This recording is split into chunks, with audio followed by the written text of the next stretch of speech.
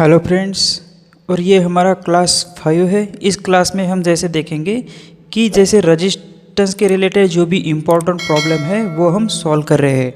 तो रजिस्टेंस का ही हमारा ये चैप्टर क्लास 5 है और इसमें हम देखेंगे कि इस तरह का सर्किट किस तरह से सॉल्व करते हैं। जैसे यहाँ पे पैरेलल में 3 रजिस्टेंस लगे हुए हैं, एक 4 ओम का रजिस्टेंस, 5 ओम का रजिस्टेंस और 20 ओम का रजिस्टेंस, ये तीनों पैरेलल में लगे हुए हैं और ए और बी के बीच में हमें रजिस्टेंस निकालना है। तो इस तरह से हम लिखते हैं find resistance between A and B.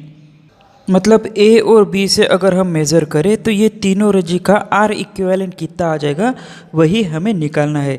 जैसे पिछले क्लास में हमने इस टाइप के प्रॉब्लम को 3 मेथड से सॉल्व किया था, एक आर इक्विवेलेंट मेथड से, दूसरा एलसीएम मेथड से और तीसरा परसेंटेज मेथड से। तो यहाँ पे भी हम इस टाइप के प्रॉब्लम को सॉल्व करके देखते हैं। जैसे कि मेथड 1 आर इक्विवेलेंट से अगर हम सॉल्व करें तो आर इक्विवेलेंट का फार्मूला हमें पता है कि R1 into R2 divided by R1 plus R2, इस टाइप का फार्मूला था। अब इसी फार्मूले का यूज़ करके हमें सॉल्व करना है ये प्रॉब्लम। अब R1 है तो हम इसे R1 कंसिडर करेंगे, इसे R2 कंसिडर करेंगे। तो इन दोनों के बीच में सबसे पहले हम R इक्विवेलेंट निकाल लेते हैं। तो R1 की वैल्यू हो जाएगी 4 प्लस R2 की वैल्यू हो जाएंगी, इंटू करना है यहाँ पे, इंटू R2 की वैल्यू है 5, तो 4 इंटू 5 हो गया। अब 4 प्लस 5 क्योंकि R1 प्लस R2। अब इसको अगर हम सॉल्व करें तो ये आ जाएगा 20 डिवाइडेड बाय 9, इस तरह से। तो ये तो वैल्यू इन दोनों के रेजिस्टेंस के बीच की होगी, तो हमारे पास एक डायग्राम बन जाती है FP। इन दोनों रेजिस्टेंस को एक करने के बाद हमारे पास जो वैल्यू आई वो आई 20 डिवाइडेड बाय 9। अब एक बचा हमारे पास 20 ओम का रेजिस्टेंस, एक बचा 20 ओम का रेजिस्टेंस, ये B पॉइंट हो गया और ये A पॉइंट हो गया। अब इन दोनों का और R इक्विवेलेंट निकालेंगे। अब हम इसको R1 कंसिडर करेंगे और इसको R2 कंसिडर करेंगे और R1 इंटू R इक्विवेलेंट का फार्मूला यहाँ पे लगा लेंगे। R1 into R2, R1 plus R2, ये फार्मूला हो गया। अब इसमें हम वैल्यू पुट करेंगे 29 इंटू 20, क्यों? क्योंकि 29/9 R1 की वैल्यू और R2 की वैल्यू है 20, डिवाइडेड बाय 20/9 प्लस 20, इस तरह से हो गया। अब इसको अगर हम सॉल्व करें तो ये आ जाएगा 400 डिवाइडेड बाय 9 और डिवाइड में 29 प्लस 20 करना है। तो अब इसको किस तरह से सॉल्व करेंगे? 29 प्लस 20, तो इसके नीचे कुछ नहीं है मतलब 1 है। अब दोनों बेस को हमें सेम करना है, तो इसके लिए हम यहाँ से 1 को 9 से इंटू करेंगे तो ये दोनों सेम हो जाएगा। अब नीचे 9 से इंटू किए 9 से, तो ऊपर भी 9 से इंटू करना पड़ेगा। अब इसको अगर हम सॉल्व करें तो 400 डिवाइडेड बाय 9 और ये हो जाएगा, इसको अगर हम सॉल्व करें तो 20 divided by 9 plus 180 divided by 9। अब इसको और हम सॉल्व करें तो ये हो जाएगा 400 डिवाइडेड बाय 9। हम स्टेप टू स्टेप लेके चल रहे ताकि समझने में आसानी हो जाए। अब इसको अगर हम सॉल्व करें तो ये आ जाएगा 200 डिवाइडेड बाय 9। यहाँ तक हमारी वैल्यू आ गई। अब इसको सॉल्व करना है। अब ये 400 डिवाइडेड बाय 9 है, तो इसको हम इनटू में लेके जाएंगे तो ये क्या हो जाएगा, 9 ऊपर चला जाएगा ये और नीचे 200, इस तरह से हो जाएगा। अब इसको अगर हम सॉल्व करें तो ये 9 से ये 9 कैंसिल हो जाएगा। अब बचे हमारे पास 400 डिवाइडेड बाय 200 और इसको हम सॉल्व करें तो ये आ जाएगा 2।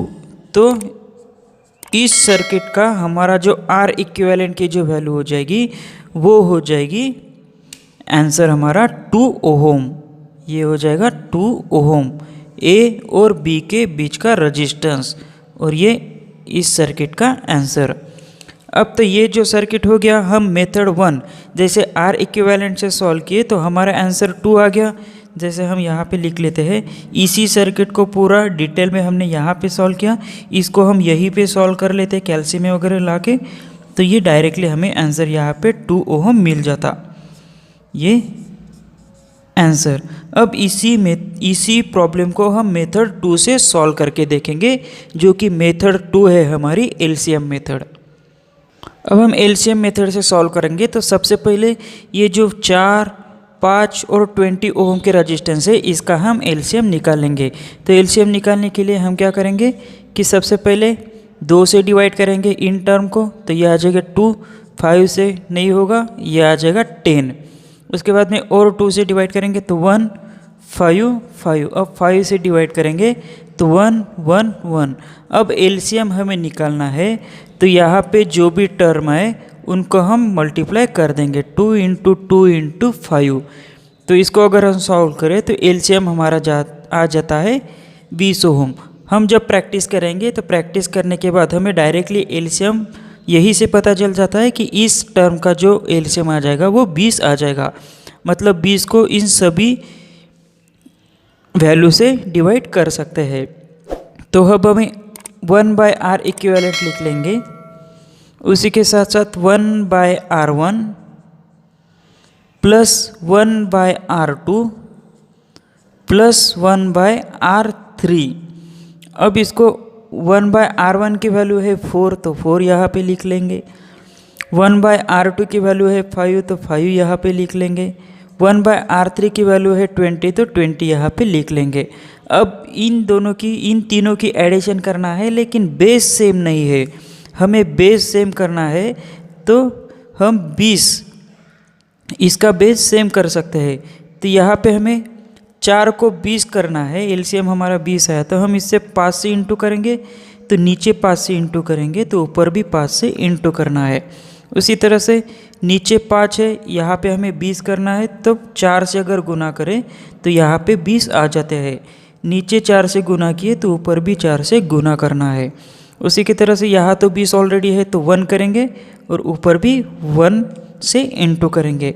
अब हम लिखेंगे कि ऊपर 5 आ गई वैल्यू, नीचे जो है यहाँ पे 20 है, यहाँ पे 20 है, यहाँ पे 20 है, तो हम कॉमन लिख लेंगे।